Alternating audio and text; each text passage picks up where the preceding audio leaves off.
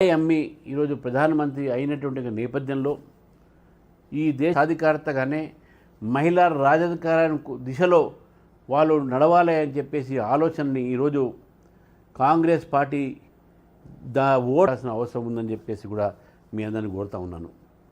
ఈ యొక్క కాంగ్రెస్ పార్టీ వారి కుటుంబంలోనూ ఉన్న వ్యక్తులే అధికారంలో ఉండాలి. ఇందిరాగాంధీ గారు ఉండాలి, సోనియా గాంధీ గారు ఉండాలి, ప్రియాంక గాంధీ గారు ఉండాలి. ప్రయత్నం అది. అందుకే వాళ్ళకు ఉన్నటువంటి ఒక కుటుంబ మానసికతలు రాజకీయాల్లో రాకుండా చేసేటటువంటి ప్రయత్నం కాంగ్రెస్ పార్టీ చేసింది. నేను మన రాష్ట్రంలో కూడా మహిళలందరినీ కూడా కోరుతా ఉన్నాను, కాంగ్రెస్ నాయకులు వారు మీ దగ్గరికి వస్తుండే ఎప్పుడైనా సరే, ఎందుకంటే మీ అధికారాన్ని వాళ్ళు ఈరోజు మీకు దక్కకుండా చేశారు. రెండోది, రాహుల్ గాంధీ గారు మాట్లాడుతూ ముస్లింలకు అధికారాలు ఉండాలి, రెండోది ముస్లింలకు ఇవ్వలేదని చెప్పేసి ఒక